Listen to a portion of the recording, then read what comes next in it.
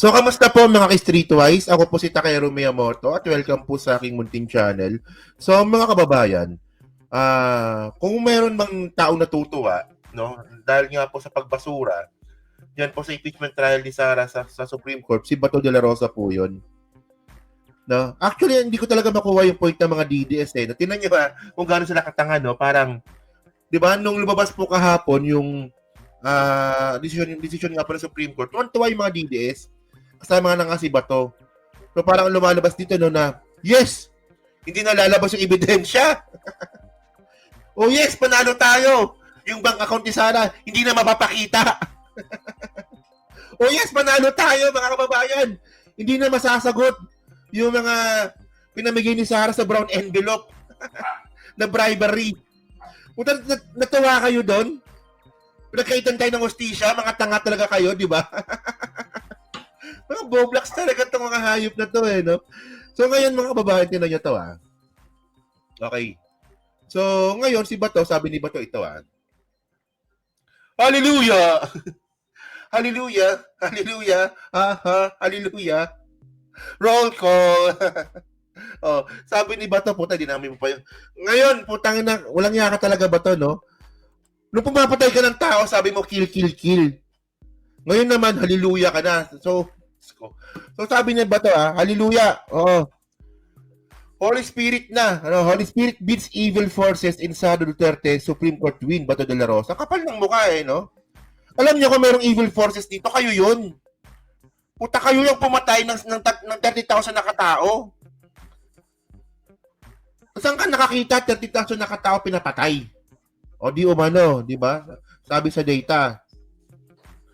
So, ibig sabihin, puta, yung Holy Spirit nasa sa inyo? So, ibig sabihin, hindi kayo yung evil forces ng Pilipinas? Alam niyo si Bato de la Rosa, no? Ito yung mukha ni Bato de la Rosa na kahit wala namang ginagawa sa'yo, nakakainis. No? Ito yung mga mukha na wala namang... Yun yung itsura na yan, no? Di ba? O, tinan mo yung itsura na yan. Ito yung tao, mga kababayan, na hindi pa nagsasalita, sarap ng kutusan. Oh. Ngayon, Holy Spirit. Oh. Baka bago matapos yung taon, maging Holy Spirit ka na. Tama ka si Angel. Baka huli na, no? Baka maging Holy Spirit ka na.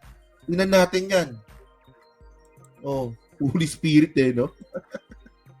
Ito yung itsura, mga kababayan, na wala namang ginagawang masama sa'yo, pero nakakainis na yung mukha. Paano pa kayo panagsalita pa to? Tingnan ninyo linisan. Oh. Holy Spirit. So, sabi niya dito. Oh. When I move for the dismissal of the impeachment complaint versus VP Sara, I was guided by the Holy Spirit. Okay.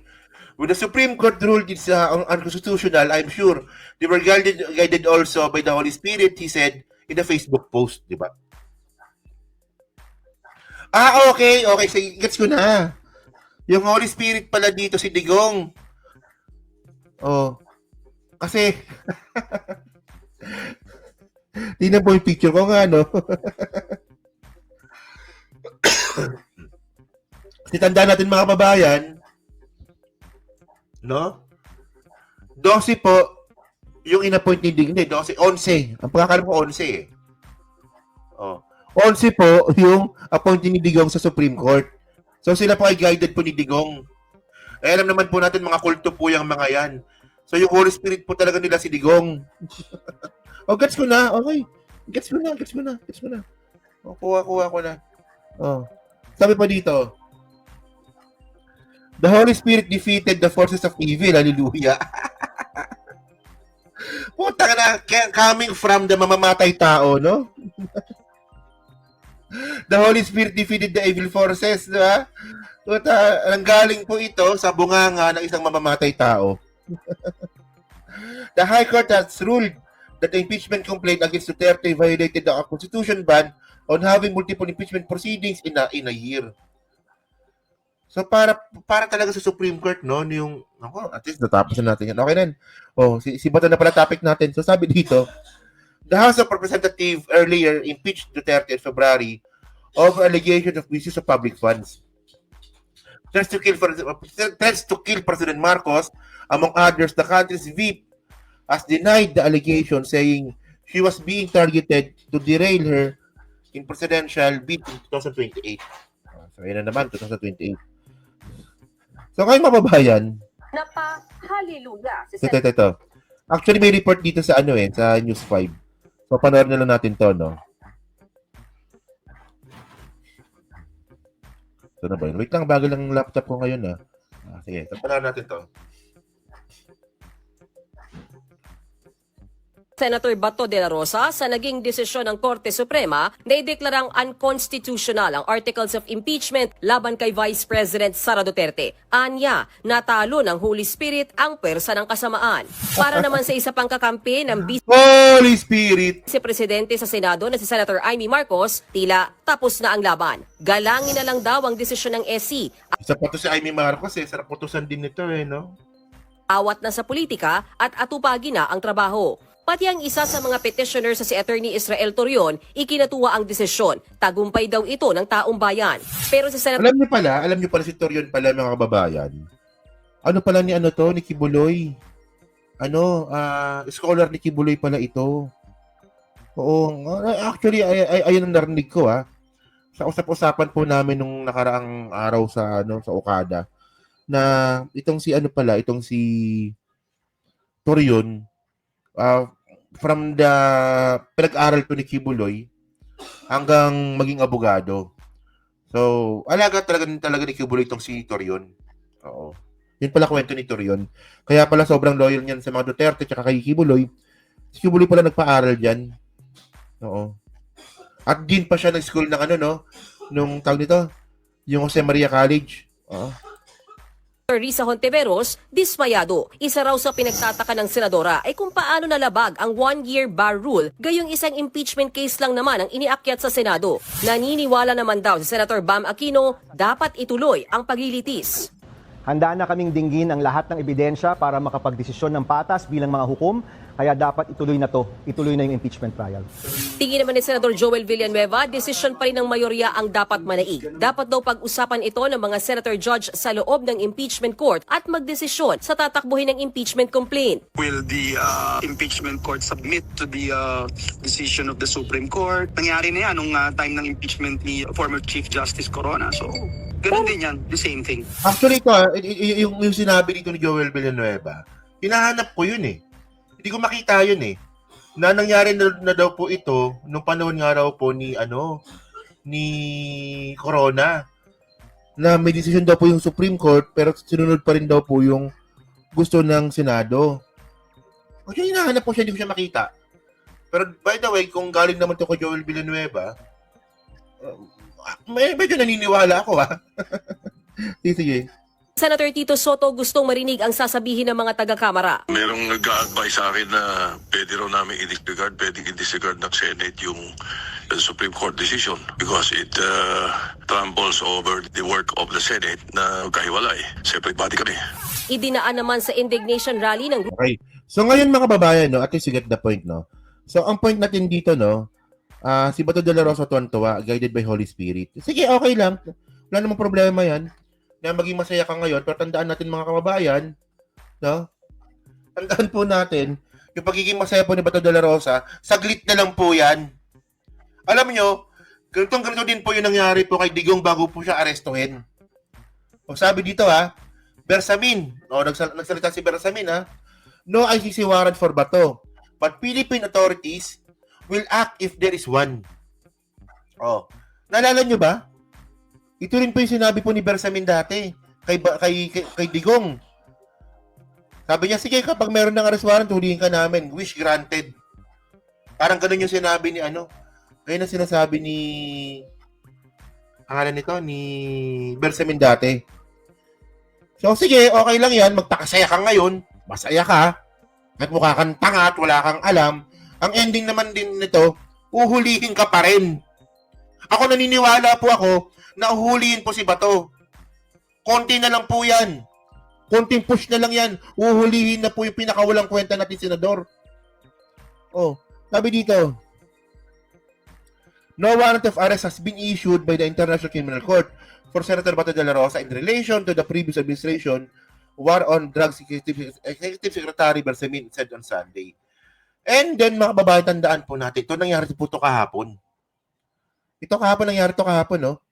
So, may meeting po si Torre, si Laila de Lima, basahin na natin yung caption. Ito yan eh. Oh. PNP Chief Nicolas Torre III met with Napolcom VCO Commissioner Ralph Kalinisan. Tapos kay Laila de Lima nga. Oh. Also present were CHR Chair Richard Papalatok and Executive Director Attorney Jackie Digia.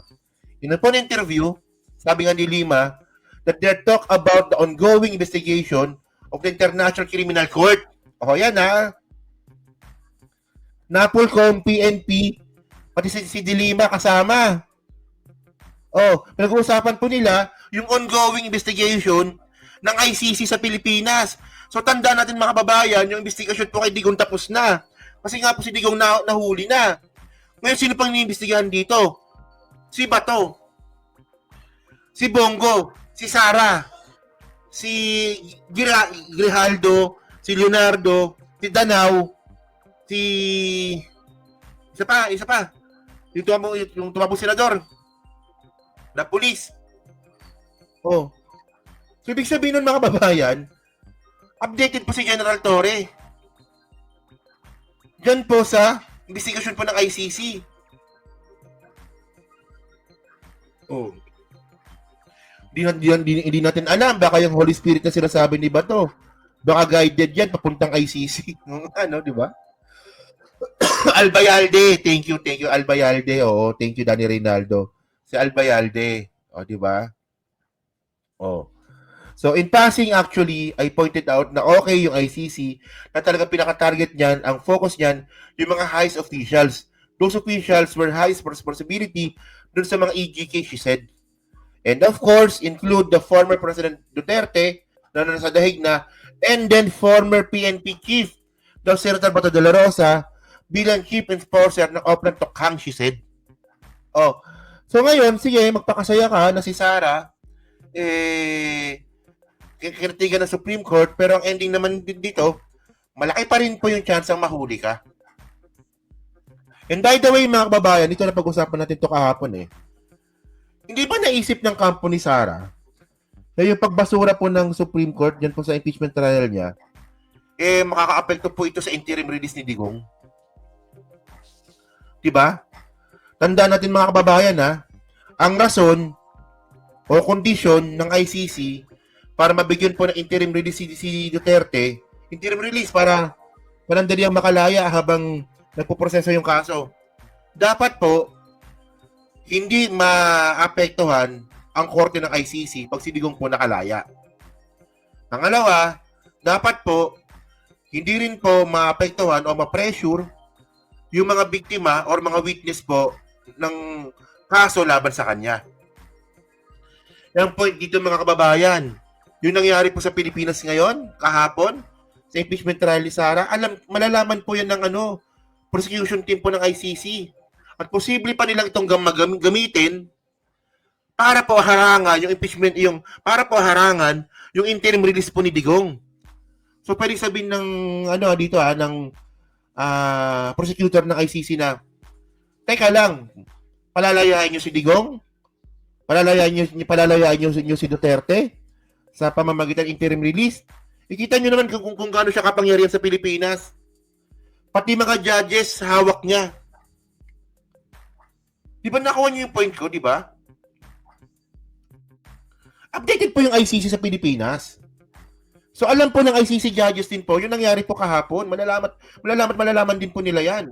So paano ngayon mabibigyan ng interim release si Digong kung mapapatunayan po ng ICC at nakita ng ICC kahapon na kahit po yung judicial system po natin hawak ng mga Duterte.